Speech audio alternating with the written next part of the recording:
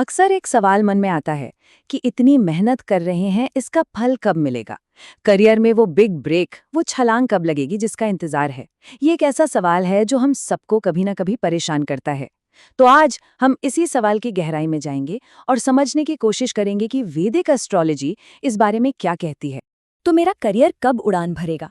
यकीन मानिए, ये ज्योतिष में सबसे ज्यादा पूछे जाने वाले सवालों में से एक है। और ये सवाल ना सिर्फ मेहनत से आगे एक बहुत ही दिलचस्प आइडिया की तरफ इशारा करता है। वो है कॉस्मिक टाइमिंग। मतलब क्या सफलता के लिए सिर्फ मेहनत काफी है, या फिर सही वक्त का होना भी उतना ही जरूरी है? तो चलिए इस करियर के ब्रह्मांडीय सवाल को थोड़ा और गहराई से समझते हैं। देखिए, जब कोई ज्योतिषी कुंडली देखता है तो वो सिर्फ एक घर यानी 10th हाउस को नहीं देखता। असल में कुंडली में करियर की पूरी कहानी कई फैक्टर्स के मेल से बनती है। इसे एक फुटबॉल टीम की तरह समझ सकते हैं। हर खिलाड़ी का अपना रोल है और टीम तभी जीतती है जब सब मिलकर अच्छा खेले। और इस पूरे विश्लेषण का जो आधार है, जो हमारा मेन टूल है, वो है कुंडली। इसे सिर्फ जन्म के समय आसमान का एक फोटो मत समझिए। ये तो एक तरह से जिंदगी का डायनामिक मैप है। ये दिखाता है कि कौन सा रास्ता कहाँ जाएगा और सबसे जरूरी, वो रास्ता खुलेगा कब।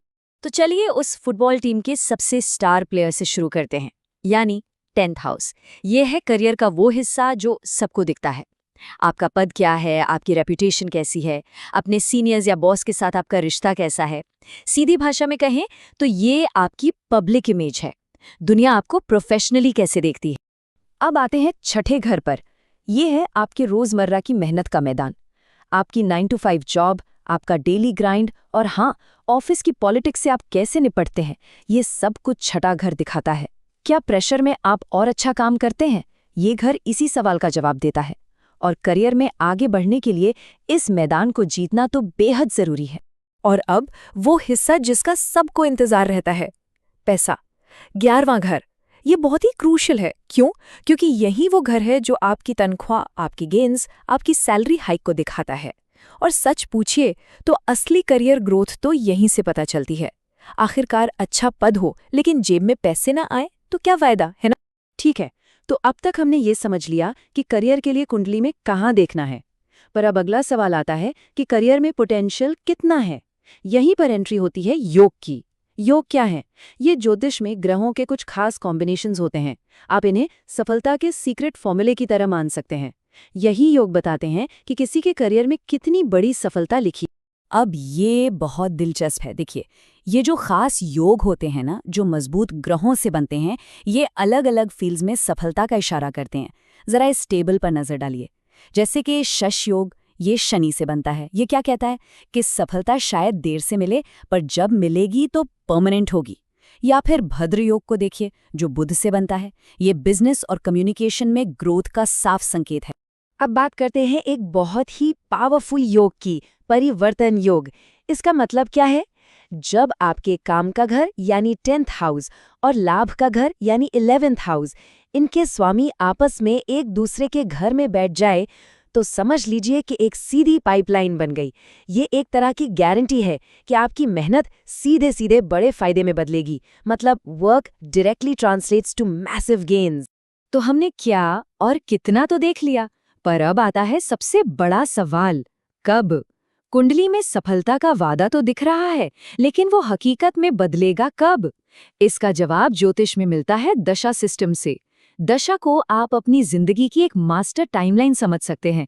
ये बताती है कि कौन से ग्रह का चैप्टर कब शुरू होगा। तो कुछ ग्रहों की दशाएं खास तौर पर करियर ग्रोथ के लिए जानी जाती हैं। जब ये पीरियड शुरू होते हैं तो करियर में बड़ी हलचल होने की संभावना बढ़ जाती है।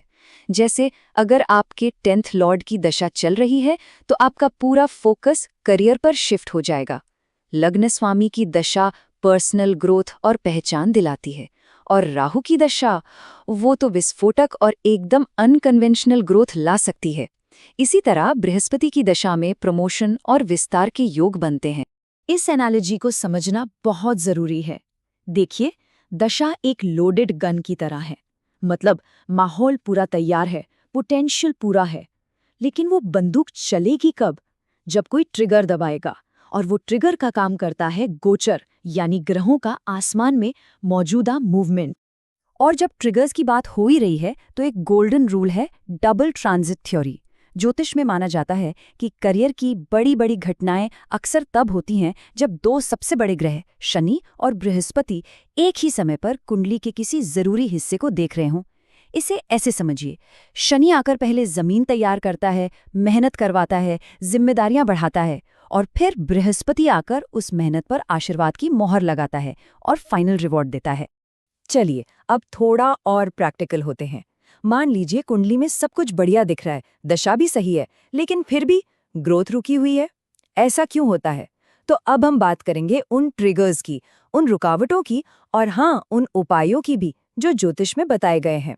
ज्योतिष में एक और बड़ा ही फैसिनेटिंग कॉन्सेप्ट है ग्रहों की मैच्योरिटी एज, यानी उनके पीक ईयर्स। माना जाता है कि जब कोई इंसान उस ग्रह की उम्र तक पहुंचता है जो उसकी कुंडली में मजबूत है, तो करियर में अक्सर एक नेचुरल टर्निंग पॉइंट आता है। जैसे 36 साल की उम्र शनि की है। अक्सर इस उम्र में लोगों को करियर में स्टेबिलिटी और बड़ी पोजीशन मिलती है। इसी तरह 42 की उम्र राहु की है, जो अचानक से कोई बड़ी अनएक्सपेक्टेड सफलता दिला सकता है। लेकिन सवाल वही है, क्या होगा अगर वादा किया गया विकास नहीं हो रहा है? ये बहुत ही वैलिड सवाल है। कभी कभी कुंडली में योग तो शानदार होते हैं, लेकिन उनका फल नहीं मिलता। तो आइए अब उन आम रुकावटों को समझते हैं जो इन वादों के रास्ते में आ सकती हैं। यहाँ एक क्लासिक प्रॉब्लम और उसके सॉल्यूशन का उदाहरण है। एक रुकावट होती है अस्त ग्रह। इसका मतलब है जब कोई ग्रह सूरज के बहुत ज्यादा करीब आ जाता है और उसकी रोशनी में छिप जाता है, उसकी अपनी पावर कम हो जाती है। नतीजा, आप काम करते हैं, मेहनत करते हैं, लेकिन क्रेडिट कोई और ले जाता है। ऑफिस में आप जैसे इनविजिबल हो जाते हैं। और इसका उपाय क्या बताया जाता है? उस ग्रह को मजबूत करना। जैसे सूर्य अस्त हो तो उसे जल चढ़ाना ताकि उसकी ऊर्जा को बल मिले। इसके अलावा भी कुछ आम रुकावटें हैं, जैसे अगर 10वें घर में केतु बैठा हो। केतु टैलेंट तो देता है, लेकिन साथ में एक डिटैचमेंट, एक ऊब की भावना भी देता है। नतीजा, इंसान बार बार नौकरी बदलता है, कहीं टिक नहीं पाता। या फिर अगर 10वें घर का स्वामी वक्री यानी रेट्रोग्रेड हो, इससे प्रमोशन में अक्सर देरी होती है या चीजें दूसरी कोशिश में जाकर मिलती हैं। पर यहाँ अच्छी खबर ये है कि सफलता मिलती जरूर है, बस थोड़ा धैर्य रखना पड़ता है। तो इन सब बातों का निचोड़ क्या है? देखिए, ज्योतिष आपको मौसम का हाल बताता है कि बारिश कब होने वाली है, लेकिन बीज बोने का काम यानी मेहनत करने का काम तो खुद ही करना पड़ता है। इसे कभी भी मेहनत के विकल्प के तौर पर नहीं देखा जाना चाहिए, बल्कि ये तैयारी और सही टाइमिंग को समझने का एक टूल है। तो जब वो ब्रह्मांडीय बारिश आखिरकार होती है, और यकीन मानिए वो होती जरूर है, तो आप फसल काटने के लिए पूरी तरह तैयार होते हैं। ये विचार ज्योतिष को सिर्फ भविष्य बताने वाला कोई टूल नहीं, बल्कि एक स्ट्रेटेजिक गाइड बना देता है। ये हमें याद दिलाता है कि जब मौका दरवाज़ा खटखटाए तो हमारी तैयारी पूरी होनी चाहिए, ताकि हम उस सफलता की फसल को काट सकें।